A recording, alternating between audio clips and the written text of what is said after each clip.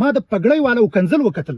داسې 0 میټر کنځل کړیو چې د هغې نه مخکې هغه کنځل د سره چا کړي نو تاسو ته وایم چې ای علماو دا خلک به اسلام طرف ته رانږدې کېږي که دا خلک به د اسلام نه لرې وځي عوامو ته مې دا درخواست دی چې الحمدلله ټول علما دغه شانې کې نه دي. السلام علیکم ورحمت الله وبرکاتو. محترم مسلمانانو ورونو، امید لرم چې ښه به یې روغ او جوړ به یې ورونو. ستاسو په علم کې د تاسو ګورئ په سوشل میډیا باندې د څو ورځو نه دا ویډیو چلیږي چې یو کس په خپل واده کې د مولانا فضل الرحمن صاحب تصویر شلولی دی او په دې باندې د خلکو مختلف قسمه غبرګونونه راپارېدلي دي په سوشل میډیا باندې. هغوی د هغه خپلو غبرګونونو څرګندونه وکړله.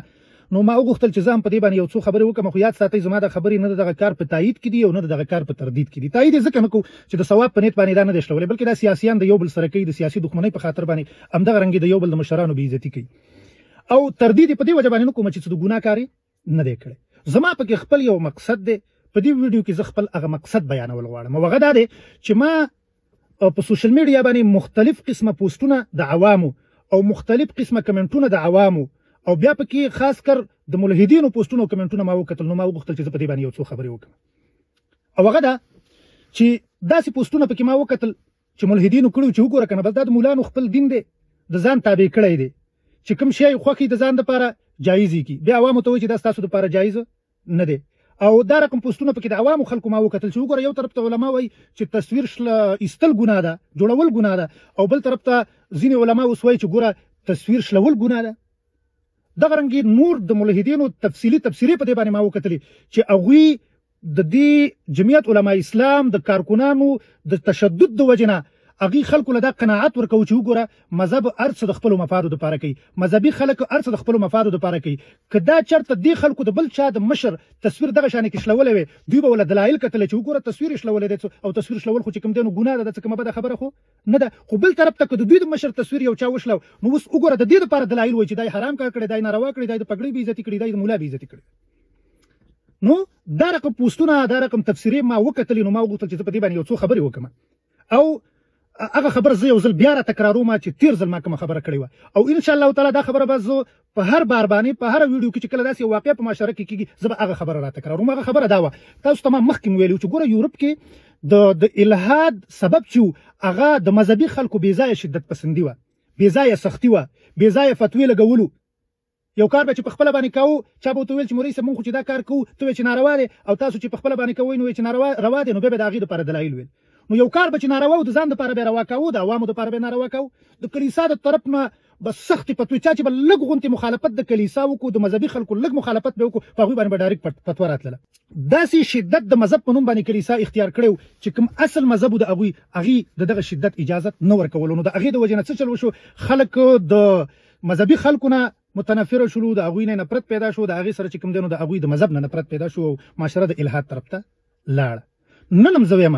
زه چې هغه د یورپ هغه تاریخ وګورم او د دې خپلې معاشرې د مذهبي خلکو هغه رویه زه وګورم، د هغوی هغه بېځایه شدت زه وګورم، نو ما سره یېره پیدا شي چې زموږ دا معاشره به هم د یورپ په شانې کې دغه شانې د الحاد طرف ته ځي. ما د دغه کس دا کوم کس چې دا تصویر شلولی دی د دغه کسو په پوسټ باندې ما د علماو کنځل وکتل، ما د پګړۍ والا کنځل وکتل. داسې 0 میټر کنځل یې کړي چې د هغې نه مخکې هغه کنځل د سره چا کړي نو او د دې پګړۍ والا دې علماو هغه کنځل کړي.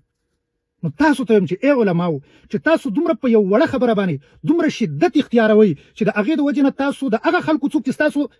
په اقتدا کې دي، څوک چې تاسو پسې درپسې دي، د هغوی خور او مور کنځئ، هغوی ته دغه بربنډې کنځلې کوئ، داسې اخلاق استعمالوئ. نو تاسو ته وایم چې دا خلک به اسلام طرف ته رانږدې کېږي که دا خلک به د اسلام نه لرې وځي.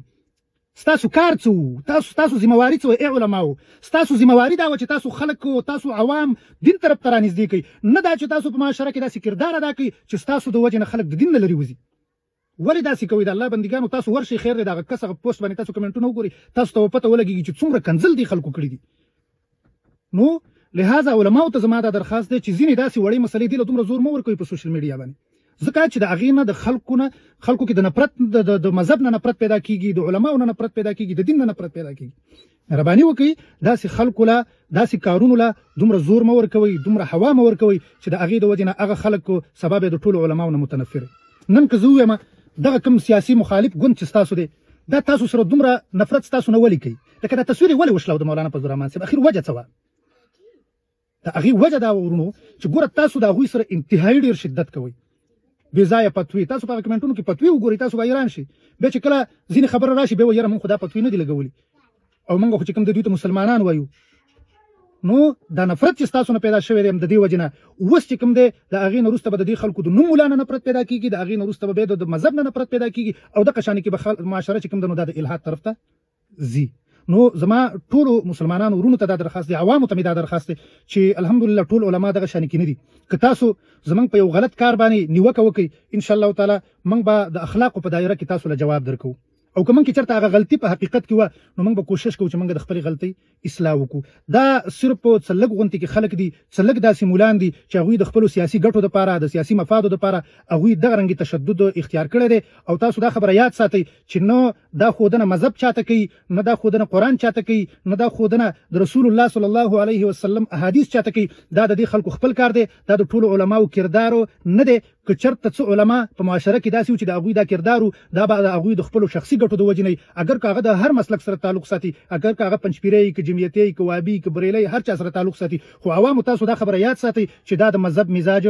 نه دی، دا د اسلام مزاج نه دی، دا د خلکو خپل